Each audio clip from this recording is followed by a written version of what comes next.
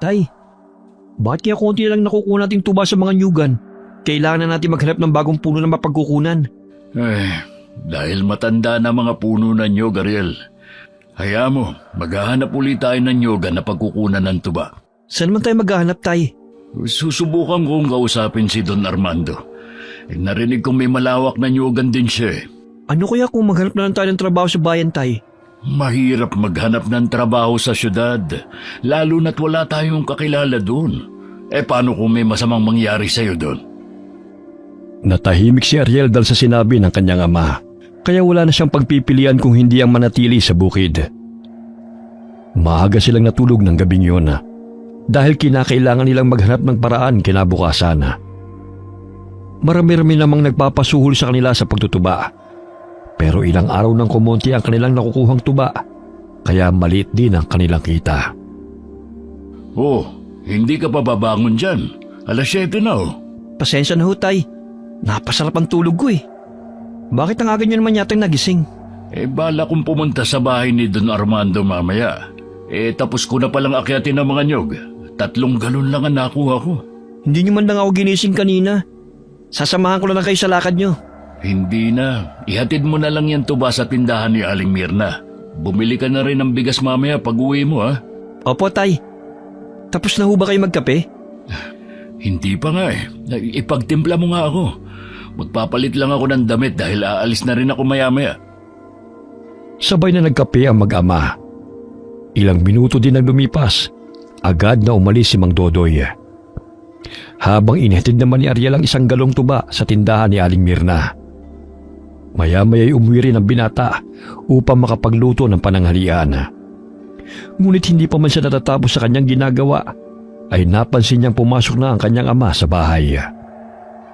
Oh, ang bilis mo namang nakabalik, Tay. Oo, anak. Mabuti nga't nakasalubong ko si Don Armando sa daan at nakausap ko siya. Ano naman ang sinabi niya, Tay? Ang sabi niya, dadalhin niya raw tayo sa lupain niya. May malaking nyogan daw siya ron At heto pa, kung papayag din daw ba tayo na doon na tumira para bantayan ang nyoga niya. Talaga ho, Tay? Pero paano yan? Hindi naman pwedeng iwanan lang natin dito yung mga alaga kong manok. Hindi rin naman tayo agad natitira doon. Bibisitahin pa lang naman natin ang nyogan. Kailan daw po tayo pupunta ron? Bukas daw, anak. Ganun ho ba? Mabuti naman, Tay. Matumal na kasi ang kita natin dito ngayon Kinaumagahan na. Nagising si Ariel nang marinig ang mga kalabog sa labas ng kwarto. Maagang nagising ang kanyang ama upang magluto. Papungas-pungas siyang bumangon at sinilip ang ama na naroon sa kusina. Gising ka na pala. Tatapusin ko lang ito niluluto kong tinolang manok para makakain tayo bago umalis ng bahay. Ang aga nyo namang nagising, Tay. Sana ginising nyo na rin ako para natulungan ko kayo. Ayos lang, anak. Inihanda ko na pala ang 2 galon ng tuba. Dahil Sabado ngayon, ihatid mo na yan kay Nina at kunin mo na rin yung bayad niya sa tuba na inutang niya nung 1 linggo. Sa gayon may pera tayo sa pag-alis natin mamaya. Siya nga pala, Tay. Uuwi din ba tayo kagad? Hindi ko alam, Ariel Magdala na lang tayo ng konting mga gamit. Malayo daw ang lugar na yun. Kailangan pa nating umakyat ng bundok. Baka bukas o makalawa pa ang balik natin. Ihatid ko na muna tong tuba sa tindahan para may oras pa ako mag-ayos ng mga gamit ko. Sige na. Bilisan mo ng pagkilos. Ang sabi ni Don Armando, hintayin lang natin sila mamaya dun banda sa malaking bato. Dahil dadaanan nila tayo ron. Dali-daling nagtungo sa tindahan ng kanilang suki si Ariel. May kalayuan ito sa bahay nila. Kaya mahigit 20 minuto ang kanyang nilakad bago nakarating doon. Nang makauwi agad niyang inasikaso ang kanyang mga gamit. Pinakiusapan rin niya ang kaibigang si Gaspar na kung maaari ito na muna magpakain sa kanyang mga manok habang hindi pa sila bumabalik. Umupo sila sa tabi ng malaking bato sa gilid ng daan at hinintay si Don Armando na susundo sa kanila. Tay, ano yung kwintas na nilagay niyo sa bag niyo kanina? Proteksyon yun, anak. Protection ho? Para saan naman, Tay? Para sa kaligtasan natin. Para to sa masasamang nilalang. Binigay pa to noon ng namayapa mong lolo. Ganun ho ba? Ngayon ko lang kasi nakita ang kwintas na yan May mga bagay dito sa mundo na sadyang nangyayari kahit hindi natin maipaliwanag. Mas mabuti na maging handa, lalo na't hindi natin kabisado ang lugar na pupuntahan natin. Napahinto sila sa pag-uusap nang biglang may bumusina na kotse at papalapit ito sa kanilang kinaroroonan. Sila na siguro yan, Tay. Oh, sila na nga yan. Kanina pa ho ba kayo, Mang Dodoy? Oh, ikaw pala, Sir Anton. Kararating din lang namin ang anak ko. Oh, sumakay na po kayo sa kotse. Ikaw na ba yan, Ariel? Opo, sir. Pinata ka na. Nung huli kitang nakita, mga 8 taon ka lang siguro nun. Bahagyang umiti si Ariel nang marinig ang sinabi ng lalaki. Napakunotno siya dahil pamilyar ang mukha nito. Ngunit pilit niyang inaalala kung saan niya ito nakita. Napansin siya ng ama, kaya't binulungan siya nito.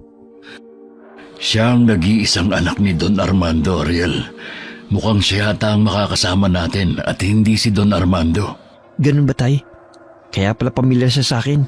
Mahaba-haba ang biyahe natin ngayon, Mang Dodoy. Sabihan niyo lang ako pag nagugutom na kayo, ha? Kung gusto niyo namang magpahinga, matulog na muna kayo. Gigisingin ko na lang kayo pag nakarating na tayo ron. Hindi nakasama si Daddy dahil may importanteng pinuntahan. Ganun ba? Huwag mo na kaming alalahanin pa, Sir Anton. Kumain na rin kami sa bahay kanina. Tahimik lamang habang nakikinig si Ariel sa usapan ng mga ito. Nakikiramdam din siya sa 3 lalaki na kanilang kasama. Bumuntong hininga ang binata at itinuon na lamang ang paningin sa labas ng bintana. Lumipas pa ang ilang oras hanggang sa nakatulog na ang binata. Hindi nito namalayan na huminto ang sasakyan. Nalimpungatan siya ng maramdaman ng pagyugyug sa kanya ng ama. Gising na muna, Ariel. Kakain na tayo. Sana ho, Tay? Hindi pa tayo nakakarating sa pupuntahan natin. Nagpahinga lang saglit sa pagmamaneho yung driver ni Sir Anton. Kakain muna sila. Ilang oras na ho ba tayong nasa biyahe, Tay? Mahigit 2 oras na. Gutom ka na ba? Hindi pa naman po. Sabayan na lang natin sila sa pagkain. Kanina pa kasi nag-aalok si Sir Anton.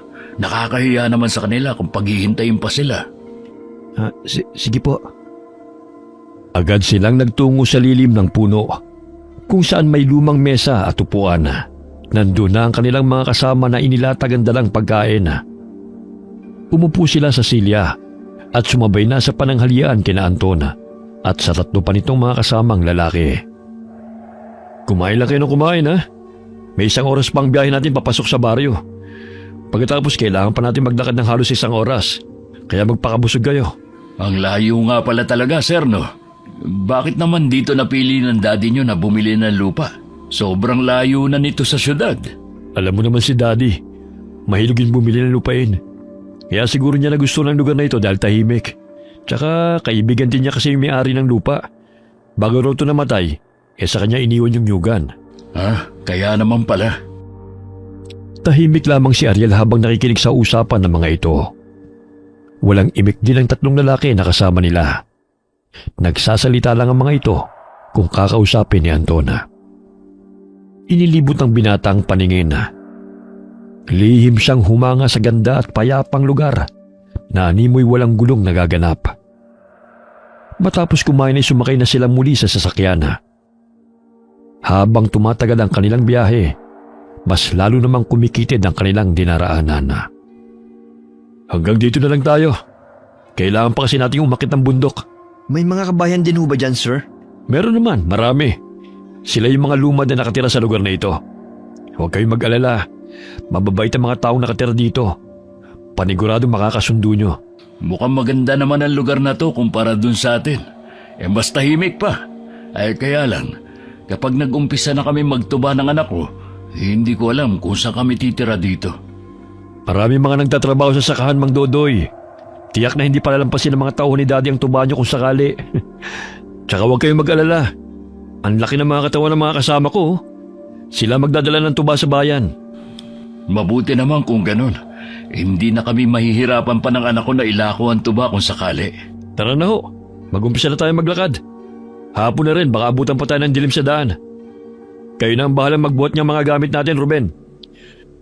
Agad silang naglakad papasok ng gubat. Tahimik ang lugar at wala pa silang nadadaan ng kabahayan. Kaya't naging mapagmatsyag si Ariel sa lahat ng kanilang dinaraanan. Napamangha sila dahil sa ganda ng tanawin. Sinalubong sila ng mayayabong na mga bulaklak ng gumamela at sunflower. Sa gilid ay nakahilera ang mga puno ng nyog. Ang ganda ng lugar, Tay. Ang linis pa. Halatang inaasikaso. Dahil disiplinado ang mga tao rito, Ariel. Mamaya pagdating natin sa bahay, malalaman nyo rin ang patakaran dito. Kung ganun ho, ang ganda siguro mamuhay dito, Sir Anton. Malalaman mo rin kapag nakarating na tayo sa malit naming komunidad, Ariel. Kapag nagustuhan yung patakaran na pinapatupad namin, pwede na kayong dumito. May mga kubo naman na bakante na pwedeng tirhan. Talaga Sir Anton? Pero kinakailangan pa naming umuwi ng bahay dahil may mga alagang hayop pa kaming naiwan doon. Wala naman hong problema. Bukas o sa makalawa, babalik din kagad ako sa syudad. Ihatid ko rin kayo sa baryo na tinitirhan nyo. Nakaramdam sila ng pagod ng makarating sa pinakagitna ng bundok. Unang napansin ni Ariel ay mga kubo sa lugar. Sa tansya niya higit sa 20 ng mga kabahayan ang naroon. Nandito na tayo. Mamayang gabi na kayo ipapakilala sa mga tao rito. Sasama na muna kayo ni Ruben sa kubo kung saan kayo magpapahinga. Kung may kailangan kayo, sabihin nyo kagad sa akin, ha? Naku, huwag na kayong mag-abala pa, Sir Anton. Ayos naman po kami ng anak ko Huwag na ho kayong mahiya, Mang Dodoy. Dahil simula nang umapa kayo dito sa teritoryo namin, pamilya na ang turing namin sa inyo. Kaya sige na, sumama na kayo kay Ruben. May piging nagaganapin mamayang gabi. Sumunod ang mag-ama sa tauhan ni Anton, habang si Ariel naman, malapad ang ngiti nito na inililibot ang paningin sa buong paligid. Masaya silang sinalubong ng mga taong naninirahan doon. May mga lumalapit pa sa kanila at nagpapakilala. Magiliw naman silang tinanggap ng mga ito bilang bagong kapitbahay. Iniwan sila ni Ruben sa kubo kung saan sila magpapahinga. Hindi pa rin makapaniwala ang binata sa ganda ng lugar na kanilang napuntahan. Ang ganda ng kubo kahit maliit lang, Tay, no? Mukhang kompleto pa sa mga gamit. Baka may nakatira dito. Nakakahiya naman. Wala naman siguro, anak. Kasi yung sabi ni Ruben, dito na raw tayo titira. Ngayon sigurado na ako na gusto kong lugar na ito, Tay. Nakita mo ba yung mga tao kanina? Ang saya na nung makarating tayo rito. Pakiramdam ko mababait silang lahat, Tay. Ay, tignan mo yung mga puno na nyog. Hindi ganun kataas. Ay kaya panigurado, hindi yan mahirap akyatin. Oo nga po eh. Naputol ang pag-uusap ng mag-ama nang may marinig silang boses ng babae na tumatawag mula sa labas ng kubo. Tao po! Tao po! May tao yata, Ariel. Ay, buksan mo muna ang pinto. Baka may kailangan sa atin. Sige po. Magandang araw. Ako nga ho pala si Sabrina. Nandito ho ako kasi inutusan ako ni Sir Anton na dalhan kayo ng maiinom. Naku, salamat. Hindi ka na sana nag-abala pa. Wala yun. Maliit na bagay. Kung may kailangan kayo, pwede niyo akong tawagin ha. Malapit lang ang bahay namin ng lola ko. Ayun oh. Sige. Ako nga pala si Ariel. Tsaka kasama ko rito ang tatay ko, si Dodoy. Ako naman si Sabrina. Ikinagagalak ko kayong makilala. Napapangiti pa ang dalaga habang nagpapakilala sa binata. Ngunit nagulat si Sabrina nang marinig ang malakas na sigaw ng kanyang lola. Kaya't nataranta siya at nagpaalam sa binata. Si Lola talaga oh. Sige Ariel uuwi na ako. Pasensya na talaga kay Lola. Sige na. Sa susunod na lang ulit. Salamat nga pala dito sa tubig Hindi na sumagot si Sabrina dahil patakbo na itong umuwi sa bahay nila. Habang si Ariel naman ay naiwan na may ngiti sa labing sinusundan ng tingin ng magandang dalaga na parang bata kung tumakbo. Lumipas pa ang mga oras hanggang sa dahan-dahan nilamon ng dilim ang kapaligiran. Naririnig na mag-amang naging maingay na paligid. Lumabas silang dalawa sa kubo at pinagmamasdan ng mga tao na abala sa kanilang ginagawa. Mang Dodoy, Ariel, sumama kayo sa akin. Pupunta tayo sa bulwagan. Ipapakilala ko kayo sa aking mga kasamahan. Sabik na rin silang makilala kayo Bulwagan ho, Sir Anton? Ano po yun? Yun ang lugar kung saan namin idinaraos ang piging, seremonya, pagpupulong at kung ano-ano pa. Mahalaga kasi ang gabing ito. May gaganapin pagtitipon-tipon, may kainan at inuman. Alam kong umiinom ka, Mang Dodoy, kaya tara na ho. Marami din pagkain na nakahain dun. Hindi mo man lang kami sinabihan na may handaan pala, sir. Di sana nakatulong man lang kami ng anak ko. Huwag mo nang isipin yan, Mang Dodoy. Sige na, sumama na kayo sa akin. Huwag kayong mag-alala. Mababait lahat ng mga tao rito. Sige ho, sir. Tayo na ho. Anto na lang, Mang Dodoy. Masyado naman ho kayong formal. Pasensya na, sir. Anton. Kailangan ko rin kasi kayong respetuhin kasi amo ko po kayo. Si Mang Dodoy talaga. Hindi naman ho ako si Daddy. Hindi mapigilang mapangiti ni Mang Dodoy dahil sa narinig mula kay Anton. Alam naman itong mabait talaga ang pamilya nito. Kahit ang mga magulang ng lalaki ay respetado din sa kanilang lugar. Napamangha ang binata nang makita ang mga taong naroon sa bulwagan. Masayang nagtitipon-tipon at naghahanda ng mga pagkain sa pinagdugtong-dugtong ng mga mesa. Wow! Ang saya ho pala dito, Sir Anton. Tsaka ang dami hong pagkain. Ano bang meron? Buwan-buwan kami nagsasagawa ng seremonya bilang pasasalamat sa kalikasan sa lahat ng biyaya na binibigay niya sa amin. Tulad na lamang ng masaganang ani ng mga prutas, gulay at iba pang mapapakinabangan namin dito sa kabundukan. At higit sa lahat ay ang pasasalamat dahil magkakasama ang aming pamilya. Ganun ho ba? Ang galing naman. Tay, dito na ho kaya tayo. Total, may bahay naman tayong titiran dito eh. Masyado ka namang sabik, anak. Papasaan ba at mamamalagi na rin tayo dito? Bukas ko na lang kayo sasamahan sa Nyugan, sa lupay ng kaibigan ni Daddy. Mas malawak ang Nyugan na yon kumpara dito sa baryo. Konti lang ang pananim ng nyug dito. Akala ko dito na yun. Ibang lugar pa pala. Sa ngayon magdiwang muna tayo, kasama ng mga tao na ninirahan dito. Napalingon si Anton nang tawagin siya ng babae. Bumungad sa paningin nito si Sabrina. Sir Anton, gusto raw ho kayong kausapin ni Lola Magda. Sige, pupuntahan ko siya mamaya. Siya nga pala. Ikaw na munang bahala kay Ariel. Ililibot ko muna si Mang Dodoy. Opo, Sir Anton. Tahimik na sinundan ng tingin ni Ariel ang dalawa habang papalayo. Bahagya siyang napasulyap sa dalagang kaharap nito. Napansin niyang matalim na napatingin ang dalaga kay Anton habang papalayo ang lalaki. Ilang sandali napatitig ito sa kanya at napawi ang kanina'y matapang na mukha. Gusto mo bang ilibot din kita, Ariel? Sige, ang saya pala rito. Nakakatuwang pagmasdan ng mga tao nagkakasiyahan. Sinabi mo pa. Nakakapanibago. Parang may kasalang magaganap. Kasi sa aming baryo, ganito maghanda ang mga ikakasal. Normal lang ito sa amin kada buwan. Halika, dun tayo sa mga nagsasayawan, oh. Manood tayo sa kanila.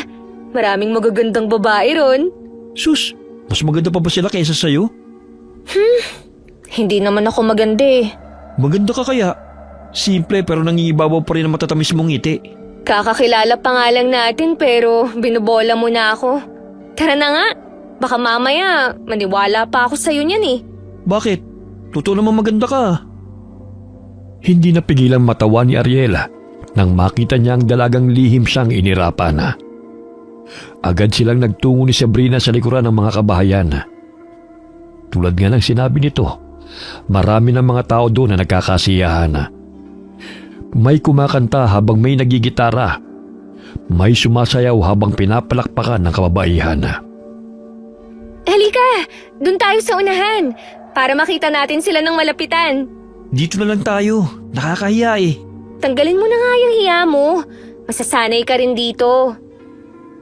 May mga pagkain silang nakitang nakahanda sa mesa katabi ng sayawan. Kaya't habang nanonood ng mga kababaihang sumasayaw, ay naisipan nilang kumain. Oh, heto. Kumain ka ng marami dahil paniguradong wala na to bukas. Kumuha ka lang dyan kung anong gusto mo. May mga prutas din oh. Salamat, Sabrina. Matagal na ba kayong nakatira dito? Sa Patag kami nakatira noon. Pero lumipat kami rito dahil dito na ang kabuhayan namin. Nagtatanim kami ng mga gulay at prutas. Kung ganun, wala pa bang magtutuba dito sa inyo? Wala pa. Kayo pa lang. Tsaka paniguradong mabenta ang tuba nyo rito. Dahil umiinom naman lahat ng mga tao dito eh. Lalo na kapag nagtatrabaho sila sa sakahan. Habang nag-uusap sila, may ilan namang mga kababaihan na lumapit sa kanila at nagpakilala. Alam kaagad ni Ariel na nagpapapansin ang mga ito. Pero wala sa mga babae ang atensyon ng binata. Nakaramdam ng kaba ang binata nang mapansin ang kakaibang titig sa kanya ng mga taong naroon. Tila hinuhubaran siya na hindi niya maintindihan. Bahagya siyang nabulunan at pinagpagang dibdib. Hinay-hinay lang. O, itong tubig, uminom ka muna. Grabe kasi makatingin yung mga tao rito. Ayan tuloy, nabulunan na ako. Inilapag nito ang pinggan sa mesa. Hindi na siya nagpatuloy sa pagkain dahil naiilang na siya sa matatalim na tingin sa kanya ng mga taong nasa paligid. Nagulat siya nang biglang hinila siya ng dalaga patungo sa gitna ng mga babaeng sumasayaw. Halika, sumayaw tayo. Huwag ka nang mahiya. Ayoko. Hindi naman ako marunong sumayaw eh. Tsaka, nasa na ba si Tatay at si Sir Anton? Baka hindi pa sila tapos mag-usap. Hayaan na muna natin sila. Halika na. Sumama ka sa akin. Sumayaw tayo. Ha? Hindi. Ayoko nga. Teka lang naman, Sabrina. Huwag mo naman ako hilahin. Sasabay lang naman tayo sa kanila. Paikot dito sa malaking apoy eh. Kaya halika na. Makulit ka rin pala eh. Napapailing na lamang si Ariel habang nakikitang tawa ng tawa ang dalagang kasama niya. Napatingin pa siya sa kamay niyang hawak-hawak ng babae. Lihim siyang napapangiti dahil kahit bagong kakilala pa lamang niya sa dalaga, naging malapit na ito sa kanya. Wala silang ginawa kundi ang sumabay sa pag-indak ng mga taong umiikot sa malaking apoy sa gitna ng bulwagan. Nakailang ikot na sila nang makaramdam ng pagod si Ariel. Sabrina, pwede bang maupo na muna ako saglit? Sumasakit na kasi ang paa ko eh. Sige, maupo ka muna dun. Huwag kang lalayo ah. Kung may kailangan ka, sabihan mo lang ako. Dito na muna ako. Sasayaw kasama nila. Sige, nakakapagod palang sumayaw. Hiningal na ako. Tsaka, nakakayan, daming nakatingin sa akin. Huwag mo na silang pansinin. Sige na, maupo ka na dun. Umupo sa gilid si Ariel habang pinagmamasdan ng mga taong nasa kanyang paligid. Nakaramdam siya ng kaba nang makita ang isang matandang babae na matalim na nakatingin sa kanyang kinaroroonan. Mahaba ang buhok nito at kulay abo, kaya mas lalong lumakas ang pagkabog sa kanyang dibdib. Mag-isa lamang ang matanda habang nakatayo sa madilim na lugar. Marahan siyang tumayo at akmang lalapitan ang matanda nang bigla na lamang may humawak sa braso niya. Saan ka pupunta, Ariel? Sabrina, ikaw pala. Oh, bakit mukhang gulat na gulat ka? Sinong tinitingnan mo dyan? Ha? May nakita akong matanda. Baka kako kailangan niya ng tulong. Nasaan na ba yun? Bigla siyang nawala. Ganun ba? Nanibago lang siguro sa'yo. Gusto mo bang maglibot-libot pa o umuwi na? Pwede bang hanapin muna natin si Tatay? Nag-aalala kasi ako sa kanya eh. O sige, baka nasa bahay sila ngayon ni Sir Anton. Sumunod ka sa akin. Nasa kalagitnaan na sila ng daan nang may marinig ng mga kaluskos. Malayo-layo na sila sa mga taong naroon sa bulwagan. Kaya't bahagyang kinabahan ng binata. Nagpalinga-linga siya sa paligid, ngunit wala naman siyang nakikitang tao. Sabrina, parang may sumusunod sa atin. Pero wala namang tao. Teka sandali. Suotin mo muna tong kwintas, Ariel, para mawala yung pangamba mo. Anong klaseng kwintas ba to? Parang may nakita akong ganitong gamit si Tatay eh. Talaga? Nakita ko to sa baul na itinatago ni Lola. Simula nung isuot ko kasi to noon habang nangangahoy ako. Parang pakiramdam ko'y nilalayuan ako ng mga taong gumagala sa gubat. Parang nilalayuan ako ng mga taong may masasamang hangarin. Kaya simula noon, lihim ko na yung dinadala. Kaso nga lang, tinatago ko pag nandyan si Lola. Pinapagalitan kasi niya ako pag nakikita niyang suot ko to eh. Pero bakit mo ipasusot sa akin to? Iba paano ka? Tsaka may masasamang tao ba rito? Basta isuot mo na lang yan. Dahil mas kailangan mo yan ngayon kesa sa akin. Nadidinig ko pa rin yung mga yabag at kaluskos. Mukhang sinusundan talaga tayo. Teka, nakakakilabot ang atungal ng aso. Kaya nga bilisan na natin ang paghahanap sa tatay mo. Napalayo na sila sa sayawan. Sunod-sunod ang nadidinig nilang mga alulong ng aso. Dahilan na tumindig ang kanilang mga balahibo. Sa pagkakataong yun, maging ang dalagay nanibago sa malakas na atungal ng mga aso na animoy may pinapahiwatig na hindi kaaya-aya. Ngunit hindi siya nagpalata sa kabang nararamdaman upang hindi matakot ang binata na kanyang kasama.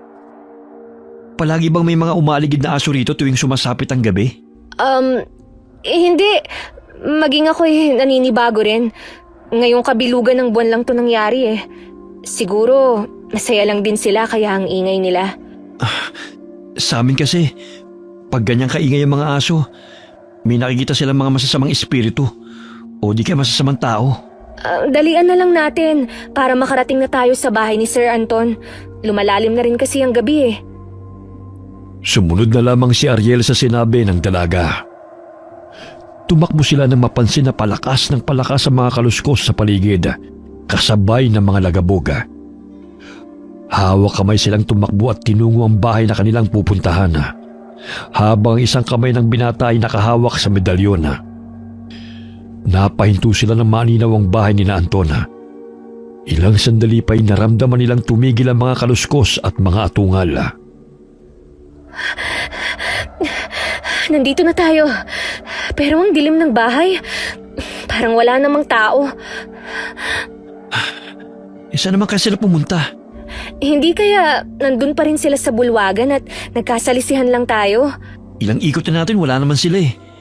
Pero sige, bumalik na lang ulit tayo ron. Umuwi na lang kaya tayo. Babalik din ang tatay mo sa kubo. Baka nagiinuman lang sila ni na Sir Anton kung saan. Pagod na rin kasi ako eh. Nag-aalala lang ako tatay eh. Kasi pag nalalasing yun, kung saan lang ngayon natutulog. Hindi naman siya siguro pababayaan ni na Sir Anton. Kaya umuwi na lang tayo. Sandali gagawa lang ako ng apoy. Ang dilim na eh. Hindi ko na makita ang dinaraanan natin. May posporo ka ba dyan? Oo, meron. Maghanap na lang tayo ng tuyong dahon ng niyog para masindihan ko. Nang makalikha ng apoy, napansin nilang dalawa na may mga aninong nagkukubli sa mga puno. Wari nagmamanman sa kanila. Ngunit nagpatuloy lamang sila sa paglalakad hanggang sa makalayo sila sa bahay ni na Anton. Diretso lang sa paglalakad. Huwag mo na lang pansinin ng mga yan, Ariel. Bakit parang balisa ka? Hindi ba lugar niyo to? Kaya kilala mo na ang mga taong naninirahan dito. Hindi naman ako natatakot para sa sarili ko eh. Anong ibig mo sabihin, Sabrina? Mamaya ako na ipapaliwanag sa'yo. Kaya bilisan mo na ang paglalakad para makauwi na tayo. Napatingala sila sa kalangitan at namangha sila sa kakaibang liwanag ng bilog na buwan. Bagamat hindi may kukubli ang kilabot sa gabing yun, nakarating sila ng matiwasay sa kubong tinitirhan ni na Sabrina. Nagpalinga-linga sila sa paligid upang sipatin kung may sumusunod pa rin sa kanila. Sino kayo sumusunod sa atin? Natakot ako dun Pumasok ka na muna sa bahay. Wala pa pala rito si Lola Magda. Hindi mo magagalit ang lola mo? Baka mamaya bigla na akong habulin ng itak nun kapag nadatnan niya ako nandito. Hindi naman siguro. Maupo ka muna.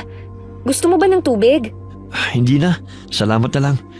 Doon ka na lamang hihintay si tatay sa kubo. Baka ano pang isipin ng mga taong makakita sa atin dito. Ay, bago ko makalimutan. Ito pala ang kwintas mo. Ay, oo nga pala. Itatago ko na yan. Baka makita ni Lola at pagagalitan na naman ako. Nagpaalam si Ariel sa dalaga at tinungo ang kubo kung saan sila nanunuluyan. Hindi siya matatakuting tao. Pero nung gabing yun, kakaibang kaba ang nararamdaman niya. Hindi niya mawari, ngunit parang may nagbabadyang panganib na magaganap. Pagkarating niya sa kubo, kaagad niyang sinarado ang pinto. Wala pa roon ang kanyang ama, kaya humiga na lamang siya sa sahig at ipinikit ang mga mata hanggang siya'y nakatulog.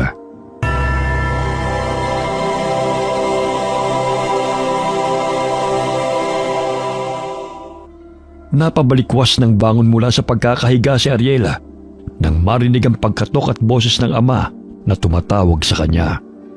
Kaya't pinagbuksan niya ito ng pinto. Ariel, nandiyan ka ba sa loob, anak? Tay, saan ho kayo galing? Kanina ka pa namin hinahanap eh. Pasok ko kayo. Kararating ko lang din eh. Mukhang lasing na kayo ah. Medyo tinamaan ako ng spirito ng lambanog. Saan ba kayo nagpunta ng apo ni Aling Magda? Hinanap rin kasi kita. Sa sayawan, mapilit kasi si Sabrina eh. Pero pagkatapos nun, hinanap ka namin. Hanggang sa nakarating pa kami sa bahay ni na Sir Anton. Pero wala namang tao doon. Kaya umuwi na lang kami dito. Ganun ba? Sige. Magpahinga na tayo. Inaantok na ako, Ariel. Gusto ko lang matulog. Sige ho. Pumasok na po kayo dito sa loob, Tay. Tay, namumutla ho kayo ah. Inalalayan ng binata ang ama na humiga sa kawayang sahig. Ilang sandali mabilis itong nakatulog at malakas na humihilik. Kinabukasan, nagtataka si Ariel dahil tanghali na hindi pa rin bumabangon ang kanyang ama. Nilapitan niya ito at sinuri. Nagulat siya dahil inaapoy na pala ito ng lagnat at nangangatog ang katawan. Tay, inaapoy po kayo ng lagnat. Kailangan niyo pong magamot. Tawagin mo si Magda, Ariel. Bilisan mo. Kailangan ko ang tulong niya. Opo, Tay. Sandali lang ho. Mabilis na tinungo ni Ariel ang bahay ni na Sabrina. Nakita niya nagwawalis sa bakuran ng dalaga. Pero agad na natigilan si Ariel nang bumungad sa kanyang paningin ang matandang babae na kalalabas lamang sa bahay. Oh, Ariel, may kailangan ka ba? Si tatay kasi sobrang init. Nanginginig siya ngayon. Natatakot ako dahil ang taas ng lagnat niya. Narinig ng matandang babae ang usapan ng mga bata. Kaya't nilapitan nito si Ariel at kinausap. Sige, pupuntahan ko ang tatay mo, iho. Sasama ako, Lola. O sige, kunin mo na ang mga gamit ko sa loob. Bilisan mo, apo. Pakibilis, Sabrina. Nagtama ang paningin ni na Ariel at ng matandang babae. Napalunok ng sariling laway ang binata nang maalala ang matandang babae na kanyang nakita noong nakaraang gabi at ang matanda na kanyang kaharap ay iisa. Napahinto sa pag-iisip ang binata nang biglang sumulpot si Sabrina sa kanilang harapan. Ito na po, Lola, ang mga gamit nyo. Tayo na ho. Baka mamaya lumala pa ang kalagayan ni Mang Dodoy. Pakiusap. Gamutin niyo po si tatay, Lola. O siya, tayo na. Titingnan ko kung paano nga ba siya. Dali-dali nilang tinungo ang kubo kung saan naroon si Mang Dodoy. Naunang pumasok ang matandang babae at sumunod sina Ariel at Sabrina. Naabutan nilang pawis na pawis ang matandang lalaki at nangangatog. Namumula rin ang mukha nito at ang mga mata ay mabalasik kung makatingin. Sinabi ko na sa'yo kagabi na huwag mong kainin ang ibinigay niyang pulutan. Pero kinain mo pa rin. Tingnan mo tuloy ang resulta. Hindi ka kasi nakinig eh. Pakiusam. Tulungan mo ko, Aling Magda. Aray! Ang sakit ng tiyan ko. Kaya mo pa bang bumangon? Inumin mo tong langis na may dinurog na sibuyas at luya para maisuka mo lahat ng kinain mo kagabi. Ang sakit talaga ng tiyan ko. Tay, sige na, inumin niyo na po yung pinapainom ni Lola para gumaling na po kayo. Tinulungan ni Ariel ang kanyang ama upang makaupo. Nanginginig ang mga kamay ni Mang Dodoy habang nilalagok ang laman ng baso. Namimilipit pa rin ito sa sakit habang hawak-hawak ang tiyan.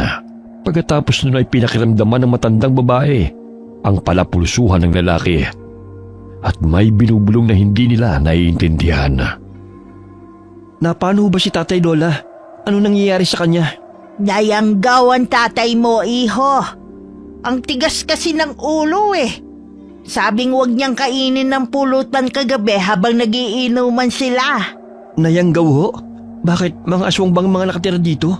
Hindi lahat ng mga aswang ay masasama.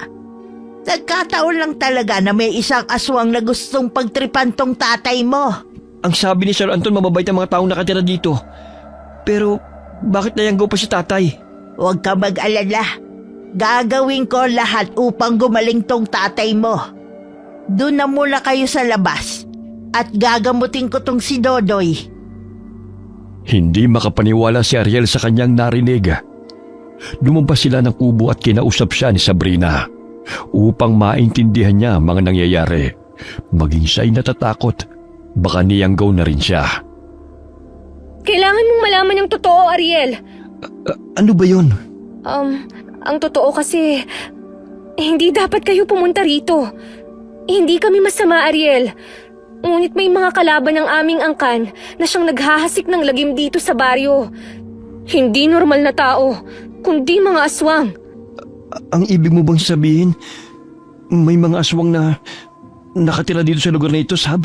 Oo, maging yung mga taong nakikita mo rito na kasama namin. Pero yung mga kasamahan namin ay mga mabubuting aswang. Hindi sila nananakit. Naguguluhan ako, Sab. Para maintindihan mo, lahat ng taong nakikita mo rito ay aswang. Maliban lang sa akin. Normal akong tao kagaya mo. Kung ganun, aswang din ba si Sir Anton, Sab? Hindi na umimik ang dalaga. Nakatitig lang ito sa kanya at nangungusap ang mga mata. Napahilod na lamang si Ariel sa kanyang noo dahil sa mga natuklasan. Hindi niya alam kung ano mararamdaman niya, kung magagalit ba o matatakot para sa kahantungan nilang mag-ama. Makakaalis pa ba kami rito, Sab? Hindi ko alam. Lahat kasi ng taong napapadpad dito ay hindi na nakakaalis pa. Bakit? Pinapatay ba nila? Yung karni ba na kinain natin kagabi? Karni ba yun ng tao? Mayayanggaw din ba ako? Hindi. Dahil karne yun ng hayop. Kahit mga aswang ang mga taong nakatira sa lugar na to, hindi naman sila kumakain ng tao. May batas na kailangang sundin. Yun na yung huwag mambiktima ng mga tao hanggat maaari. Ngunit may pangkat pa ring hayok sa laman ng tao. Kaya nilang mambiktima kahit anumang oras. Yun na yung kalabang pangkat namin. Kung ganun, ano mangyayari sa amin ni tatay kung hindi nila kami papatayin? Magiging aswang din. O di kaya mamuhay kasama namin. Ang gusto kasi ni Don Armando, mapanatili ang samahan sa lugar na to. Dahil unti-unti nang nagkawatak-watak ang aming angkan. Anak nang, hindi ako papayag na maging aswang kami, Sabrina. Lalong-lalo na si tatay. Aalis kami sa lugar ito kahit ano man ang mangyari. Hindi pwedeng mamuhay kami kasama ng mga aswang. Pero imposible ang gusto mong mangyari, Ariel. Alam mo bang marami nang nagtangkang umalis sa lugar na to dati? Pero ang lahat ng yun ay nabigo. Kaya imbis na yayang gawin lang ni Sir Anton, ginagawa niya na lang alay kapag sumasapit ang kabilugan ng buwan. Pero ang sabi mo hindi ka pa aswang, di ba? Si Lola Magda. Ako lang ang normal na tao rito, Ariel. Aswang si Lola Magda. Hindi lang ako hinawaan ni Sir Anton dahil ang sabi niya, sa kanya na ako yayang gawin kapag nasa tamang edad na ako at naging asawa na niya. Napamura si Ariel lang marinig ang sinabi ng dalaga. Hindi siya makapaniwala sa mga nalaman. Kaya't napasapo na lamang siya sa kanyang noo. Gayunpaman, naawa siya sa kalagayan ni Sabrina. Dahil alam niyang napipilitan lamang ang dalaga at naging sunod-sunuran sa utos ng kanyang lola at namumuno sa kanila na si Anton. Ilang taong ka na ba ngayon, Sab? Maglalabing 8 taong gulang pa lang ako. 3 araw na lang ang nalalabi. Ipapakasal ako ni Lola kay Sir Anton. Labag man sa aking damdamin, pero wala na akong magagawa pa. Gusto mo bang tumakas kasama namin? Paano tayo makakatakas dito? Paniguradong papatayin tayo kapag nalaman yun ni na Sir Anton at ng mga kasamahan niya. Isa pa, alam mo bang maraming mga aswang na nagkalat sa gubat? Sila yung mga mababangis na aswang, Ariel. Kaya wala nang pag-asang makakatakas pa tayo rito. Kakausapin ko mamaya si tatay. Nasaan pala si Sir Anton? Hindi ba siya nagagalit kapag nakikita kang may kausap na ibang lalaki? Hindi naman, pero binantaan niya ako. Na sa oras na magpahalik o magpagalaw ako sa ibang lalaki, papatayin niya ako. Pambihira naman. Ano bang klaseng lugar to? Akala ko napakapayapa rito. Yung pala mas magulo pa kaysa sa baryo na pinagmulan ko. Alam mo ba kung gaano ako natatakot sa kanya, Ariel? Tsaka mula pagkabata, ikaw pa lang ang nakakausap ko ng ganito. Ayaw kasing lumapit sa akin ng ibang mga bata, lalo na ng mga lalaki, dahil takot sila kay Sir Anton. Tsaka pinapagalitan din ako ni Lola. Siyempre aasawahin ka niya eh. Gusto akong ipakasal ni Lola sa kanya dahil yun ang pinagkasunduan nila. 15 taong gulang pa lang ako noon, nag-usap na sila. Planado na ang lahat. Pailing-iling na lamang si Ariela habang nakikinig sa kwento ng dalaga. Napakuyom siya ng kamao dahil sa pagkayamot. Buong akala niya ang swerte nilang mag-ama dahil bukod sa magandang lugar, mababait din ang mag-amang Don Armando at Anton. Ngunit natuklasan niyang pakitang tao lamang pala ang lahat. Kung may pagkakataon na makatakas tayo rito, sasama ka ba sa amin ni tatay? Kayo ng Lola Magda mo? Kahit tumakas pa tayo, Ariel, mahahanap pa rin nila tayo. Kahit na. Hindi pwedeng dito lang tayo mamatay. Mas lalo hindi ako papayag na mayanggaw nila. Kailangan natin kausapin yung sina tatay at lola mo. Sige, baka tapos na rin gamutin ni Lola si Mang Dodoy. Teka, aswang din ba ang lola mo? Oo, isang albularya na may lahing aswang si Lola Magda. Nag-iisang manggagamot lang si Lola sa baryo na to. Kaya pinagkakatiwalaan siya ni Don Armando at ni Sir Anton. Pagpasok nila sa loob ng kubo, biglang kinabahan si Ariel nang makitang sumuka ang tatay niya ng kulay itim at sobrang lapot. Agad niya itong nilapitan, pero agad din siyang napaatras nang sumalubong sa ilong niya ang napakabahong amoy. Wari nabubulok na karne ang nalalanghap niya, kaya maging siya'y nasuka na rin. Sige, isuka mo pa ang lahat, Dodoy. Pasalamat ka na lang dahil kaya pa nating agapan to. Hindi ako papayag na maging katulad nila, Aling Magda. Maging ang anak ko. Kaya tatakas kami sa lugar na ito. Ilang beses ko bang sinabi sa'yo na hindi na kayo makakaalis pa rito? Kaya nga hihingi ako sa iyo ng tulong, Aling Magda. Pakiusap. Tulungan mo kami. Maraming bantay sa gubat kaya mapanganib. Sa tingin mo ba kaya kayong palampasin ng mga gabunan na yon? Kaya nila kayong lapain kahit tirikang araw. Kaya wala pa rin kayong takas. Mas mabuti pang dumito na lang kayo. At tanggapin ang kapalaran nyo na makiisa sa amin. Mamamatay muna ako bago ako pumayag na makiisa sa mga aswang. Hindi ako papayag na maging aswang ang anak ko. Kaya alis kami ngayon din mismo. Pero mahina pa ho ang katawan niyo, Mang Dodoy. Mapapahamak lang ho kayo. Magpahinga na muna kayo. Tama si Sabrina, tay. Mahina pa po ang katawan nyo. Pag-isipan muna natin ang bawat hakbang na gagawin natin. Magpalakas muna kayo.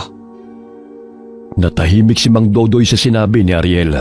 Tama naman ang binata. Mahina ang katawan nito, kaya paniguradong mapapahamak lamang sila.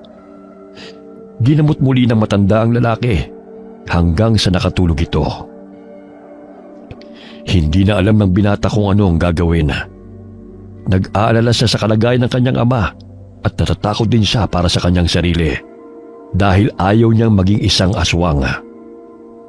Nang sumapit ang gabi, biglang nakaramdam ng matinding takot si Ariela nang makarinig ng mga mahihinang pag-angil mula sa labas ng kanilang kubo. Nandito na sila. Tay, gising na ho pala kayo. Huwag kang maingay. Nasa paligid lang natin sila. Akala siguro nila magbabagong anyo na ako ngayong gabi. Ito, kunin mo ang itak na to, Ariel. Kahit ano man ang mangyari, lumabang ka. Patayin mo kung sino man ang mananakit sa'yo. Ano? Pero tay, paano ko sila papatayin? Kaya ko bang gawin yun? Paano kung dumugin tayo ng mga aswang dito at lapain? Nandito na sila, kaya maghanda ka, anak. Anong gagawin natin, tay? Natatakot ho ako. Makinig kang mabuti, Ariel. Tatakas tayo ngayong gabi. Pero delikado tayo, tay. Wala tayong laban sa mga aswang. Magtiwala ka lang, anak. Tutulungan naman tayo ni Aling Magda na makatakas. Napaatras si Ariel dahil sa takot nang makitang muntik nang masira ang pintuan ng kubo ng kanampagin ng mga aswang. Nakita niya may kinuhang tatay niya sa bag nito at isinuot yun, habang siya naman ay mahigpit na hinawakan ng itak. Napamura ng malakas si Ariel nang bigla na lamang nasira ang pinto at ininuwano ng isang mabangis na nilalang. Pakiramdam ni Ariel sobrang bilis ang pagtibok ng puso niya habang nakatitig sa nilalang na mabalasik ang anyo. Nadidinig din nila ang mga yabag mula sa labas ng kubo. Tay! May aswang na nakapasok! Labanan mo sila, Ariel! Patayin mo sila hanggat kaya mo! Mga animal kayo! Mga salot! Hindi kami papayag na maging aswang katulad nyo! Malakas na sinaksak ng binata ang leeg ng aswang na gustong sumakmal sa kanya. Kaya't umatungol ito ng ubod lakas. Umuungol din ang mga aswang habang nakapalibot sa kanilang kubo. Hindi maintindihan ni na Ariel dahil maging ang ibang mga aswang na naroon ay naglalaban din.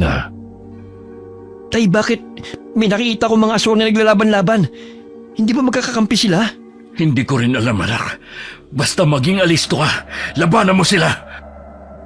Nagulat si Ariel nang makita niya ang kanyang ama na biglang sinugod ang aswang at mabilis na tinaga ito gamit ang malaking itak. Akmang sisigaw na sana siya nang bigla na lamang umatungol ang isa pang aswang na nakapasok sa loob ng kubo. Mabilis ang naging pagkilos nito at agad siyang sinugod. Hindi niya alam kung bakit biglang nawala ang takot na nararamdaman niya at mabilis na hinambalos ang aswang gamit ang itak. Malakas niya itong tinaga sa dibdib. Pagkatapos ay sinaksak niya ito sa sikmura. Hindi ko hahayaang maging katulad nyo! Kaya tanggapin mo ang bawat pagtaga ko!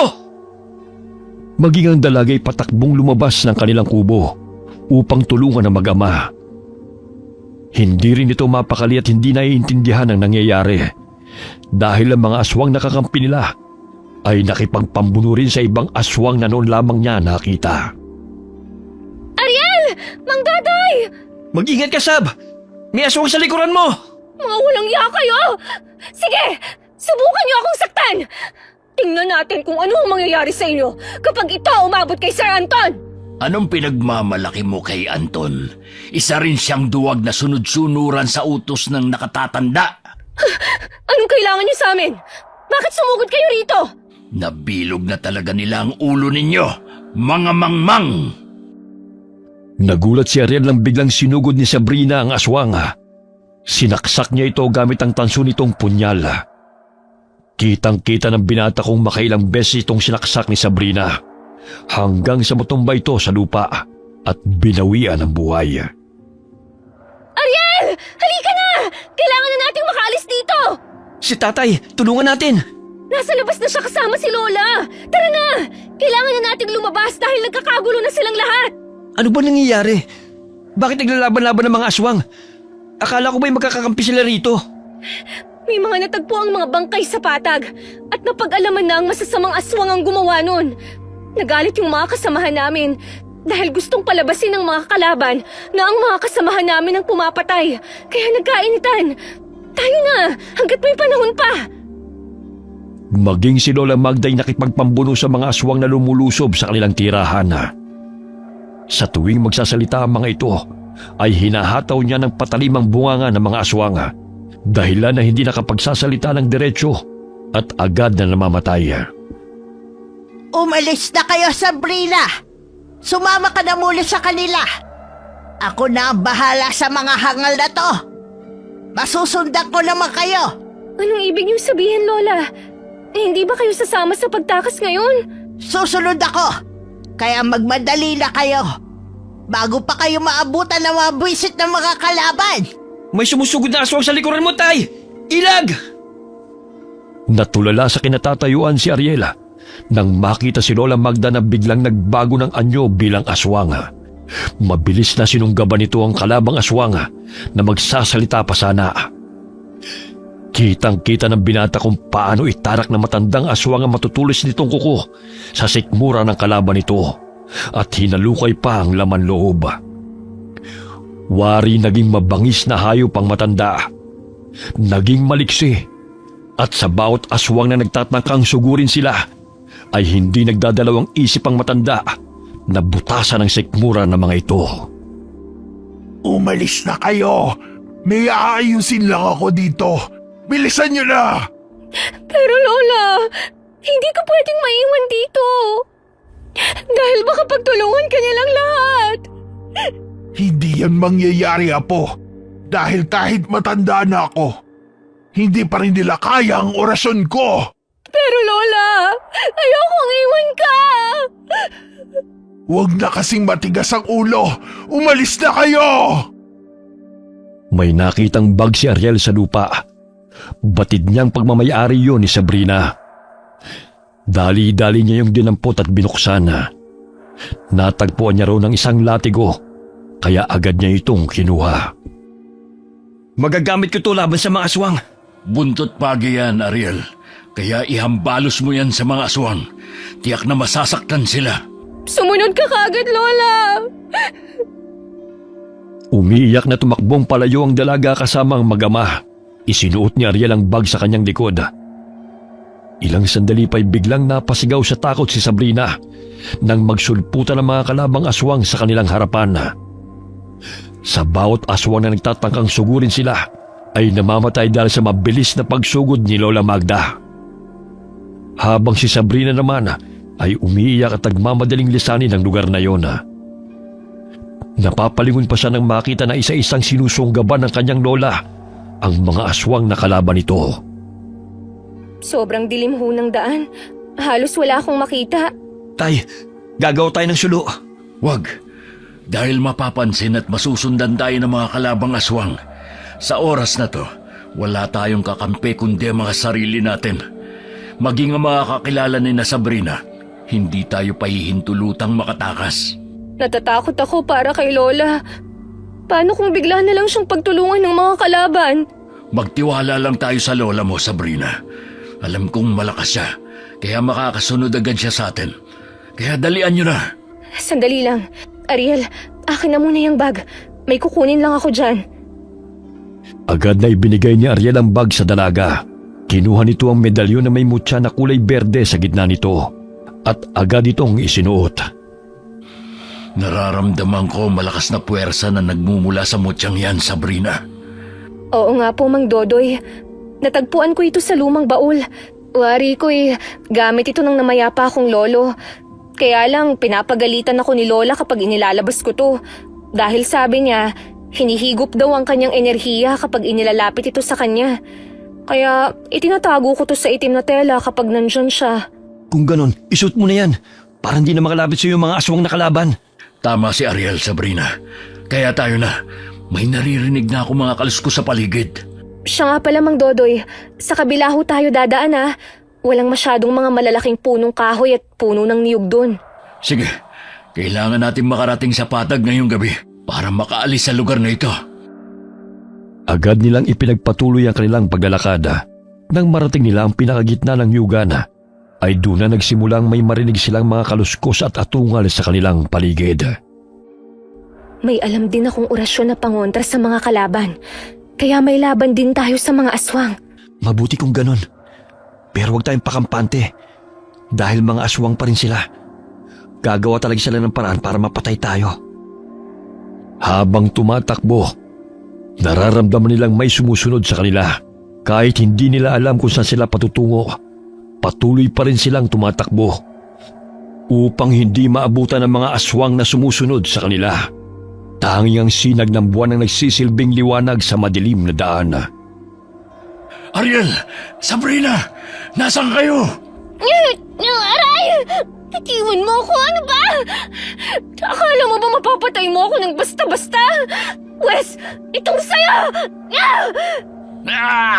Ang ilong ko! Buwisit kang babae ka. Marami ka pa palang dapat na malaman sa kasamaan ng inyong pinuno. Ang alam ko'y kayo ang pumapatay. At sa amin niyo'y pinapaako ang lahat ng mga kawalangyaan niyo. Kung may salot man, kayo yon! Tatanga-tanga ka talaga. Ang taong inaakala mong kakampi ay siyang traidor sa inyong grupo. Hindi kami ang kalaban ninyo, kundi si... Walang hiya ka! Layuan mo si Sabrina! Itigil mo yan! Aray! Aray! Paulit-ulit na hinahambalos ng buntot ng pagi ni Ariel ang aswang na sumusugod sa dalaga. Pinagtulungan nila ito hanggang sa ito'y humandusay sa lupa nang saksakin ng punyal ni Sabrina ang leg nito. Mabilis din ang naging pagkilos ni Mang Dodoy nang makita niyang ilang mga nilalang na pasugod sa kanila. Aminado siyang nakaramdam siya ng takot para sa kanilang kaligtasan. Ngunit kailangang lakasan niya ang loob, lalo pat wala silang ibang pagpipilian. Napahanga ang binata dahil sa liksi at husay ng pagkipaglaban ng kanyang ama. Sa tulong din yun ng medalyon na suot nito. Pagsisisihan niyo kung bakit niyo kami kinalaban. Ang matandang babayang siya nagmamanipula ng lahat. Dahil siya ang tunay na salarin, hindi kami. Tulad ninyo, gusto naming mabuhay ng normal. Bagamat dahil sa kanyang kasakiman, pinag-away-away tayo ng babaeng yun. Anong ibig mong sabihin? Nang dahil sa kanya nagkagulo ang aming angkan. Dahil sa inggit at kapangyarihan, siya ang kumakain ng laman ng tao. Sinisisi niyo kami sa kahangalan ng kinikinala niyong pinuno. Si Magda, siya ang nag-utos sa amin noon na pumatay ng tao. Minamanipula niya ang utak ng lahat. Sinungaling! Hindi masama si Lola! Kayo ang may kasalanan! Tinulak ng aswang si Sabrina kaya't tumilapon ito. Bagamat maliksing bumangon ang dalaga at inundayan ng saksak ang kalaban nitong aswang. Tinulungan siya ni Mang Dodoy at Ariela, kaya't pasinok-sinok itong bumulagta sa lupa. Ngunit laking gulat ng binata nang biglang ibaon ng aswang ang mahaba nitong kuko sa kanyang tagiliran, dahilan na napahiyaw siya sa sakit. Sakit! Ariel! Sasaktan mo pa ang anak ko, ha? Itong sa'yo! Dahil sa galit, sinaksak ni Mang Dodoy sa dibdib ang aswang na nanakit sa kanyang anak. Paulit-ulit niyang ibinaon ang patalim hanggang sa mawalan ito ng buhay. Sapu-sapu ni Ariel ang kanyang sugat. Hindi niya alam kung saan niya nabitiwan ang bitbit na buntot pagi, kaya kinapa niya ito sa kanyang tabi. Halina kayo! Dumadami na sila! Kailangan na natin makalayo rito! Ariel, kaya mo pa ba? Oo, kaya ko pa. Pero ang sakit ng sugat ko. Gagamutin natin yan. May mga halamang gamot at langis dyan sa loob ng bag na dala mo. Kailangan lang nating makalayo sa mga aswang. Pwede bang magpahinga na muna tayo saglit? Parang hindi kasi ako makahinga eh. Sige, akin na muna ang bag at gagamutin ko yung sugat mo. Si Mang Dodoy ang naging mata nila at nakiramdam sa paligid. Nakalayo na sila sa mga kalabang aswang, kaya't agad na ginamot siya ng dalaga. Kinuyumos niya ang dahon ng sambong at piniga ang kata sa sugat ni Ariela at tinapal ang dahon upang maibsan ang pagkirot nito. Habol-habol ang hininga ng binata at pigil ang pag-impit. Anak, Ariel, kaya mo pa ba? Opo, tay. Masakit lang ang sugat ko. Mang Dodoy, may aswang na paparating! Mga animal, hindi talaga nila tayo tinatantanan. Walang makakatakas rito sa utos ni Anton. Kakampi ka ni Anton? Oh, bakit? Ayokong saktan ka. Kaya pakiusap, tantanan mo kami. Hayaan mo na kaming makatakas. Hindi kayo pwedeng umalis. Ayon na rin sa batas ni Sir Anton. Pakiusap, hayaan mo na kami. Lalo na't nagkakagulo na ang dalawang pangkat ng mga aswang. Alam kong mabait ka, Samuel. Ayaw pa sanang pumayag ng binatang aswang. Ngunit tumango ito at hinayaan silang lumayo. Nagpasalamat sila Mang Dodoy at Sabrina sa aswang na si Samuel dahil mabait naman ito. Katulad ng sinabi ng dalaga na hindi lahat ng aswang na naroon ay masasama. Hindi nila maintindihan kung bakit naglalaban-laban ang mga ito at kung sino ang magkakakampi. Mas minabuti na lamang ni Mang Dodoy na kargahin sa kanyang likod ang anak na si Ariela upang umalis na sa naturang lugar. Tayo na, hanggat may oras pa. Tay, kayo na lang pong tumakas. Isama niyo na po si Sabrina. Hayaan niyo na lang po ako rito. Hindi pwede. Hindi ka namin pwedeng pabayaan. Tama ang tatay mo, Ariel. Dapat sama-sama tayong makaalis dito. Nagpasalamat siya sa lalaki dahil hinayaan silang umalis nito. Ngunit ang ngiti na namutawi sa kanyang labi ay panandalian lamang. May dumating na mabalasik na aswang na gustong pumatay sa kanila. Ngunit hinarangan siya ng binatang aswang hanggang sa nagpambuno sila. Hayaan na natin sila, tayo na! Wari ko'y malapit na tayo sa ating patutunguhan. Ariel, anak, ano nang nararamdaman mo?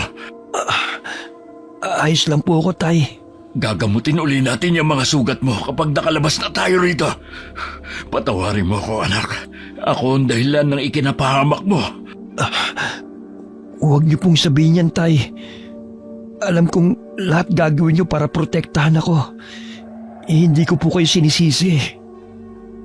Muling may sumulpot na aswang. Ngunit nilabanan siya ni Sabrina.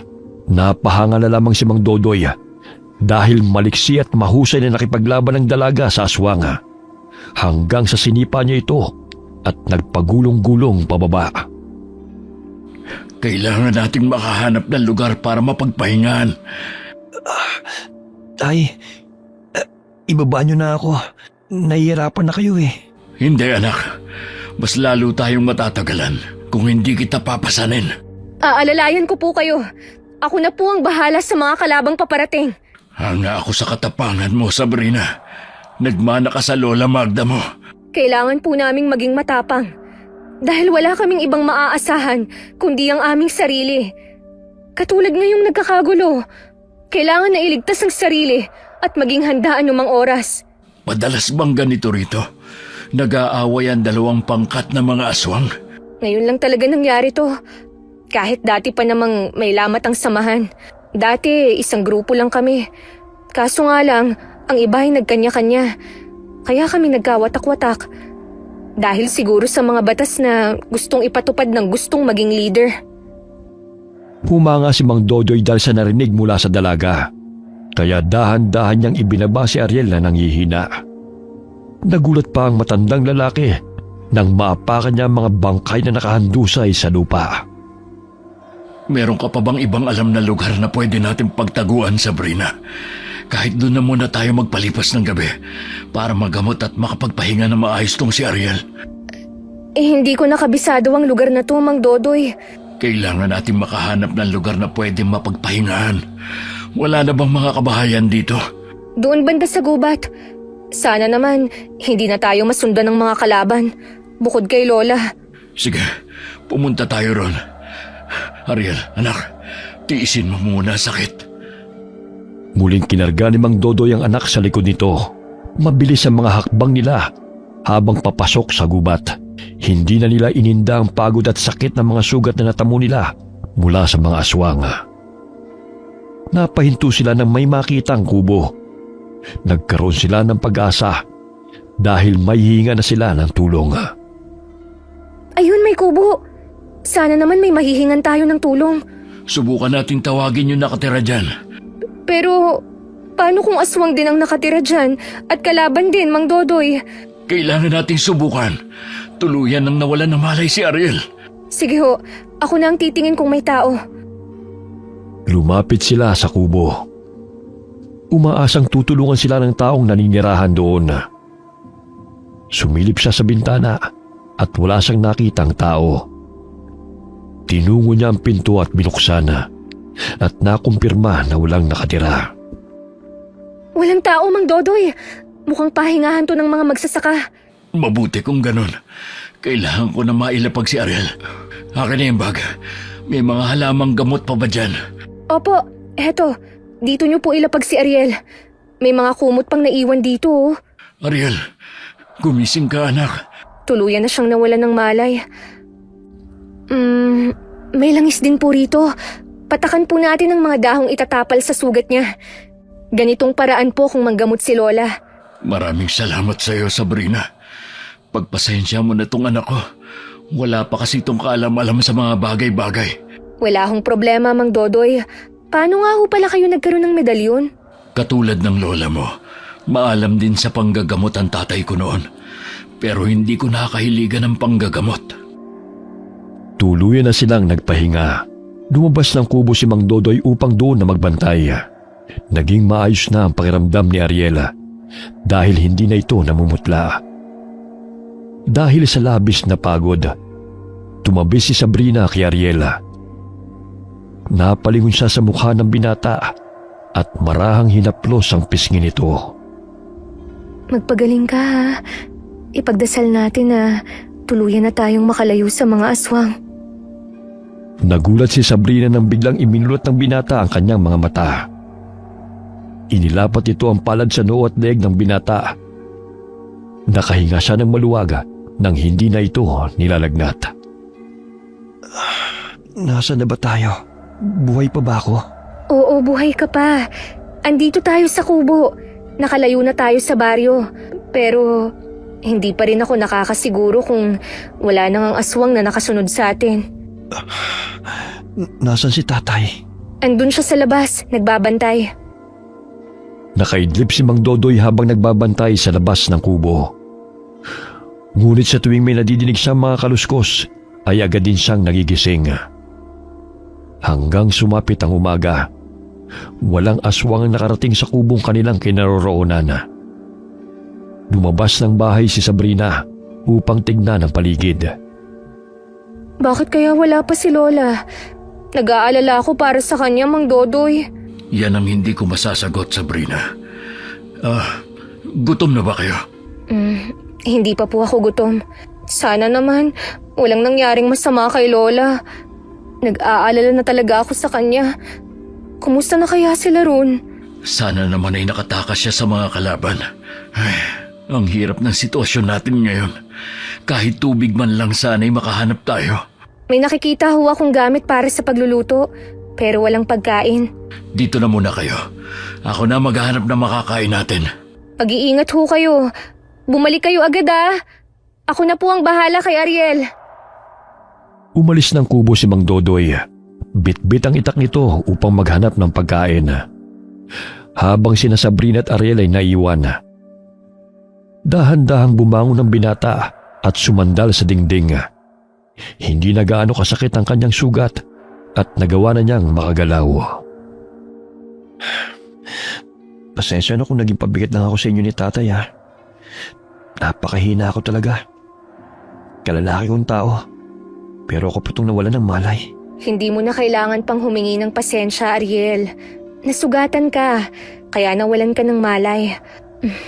Alam mo ba, sobrang saya ko nung dumating kayo ni Mang Dodoy sa baryong to. Bakit naman? Dahil ikaw lang tong naging kaibigan ko. Tsaka magaan ang loob ko sa'yo. Buong akala ko sa lugar na tutuluyang magbabago ang buhay namin ni tatay. Yung guminawa ba? Pero kabaliktaran ang nangyari. Dahil kapahamakan pa lang naghihintay sa amin dito. Dati mo na bang alam na aswang si Sir Anton? Eh yung ama niya na si Don Armando, aswang din ba? Matagal ko nang alam na aswang sila. Ngunit mabait si Don Armando. Mas agresibo pa nga si Sir Anton eh, kaya madalas niyang napapagalitan. Ngunit dahil laging wala rito si Don Armando, si Lola ang namumuno sa aming pangkat. Pero alam mo ba, Ariel, kapag nag-uusap sila, hindi ako pwedeng makinig. Ewan ko kung anong pinag-uusapan nila. Hindi kaya may malalim pa na sikreto silang itinatago? Yan ang hindi ko alam.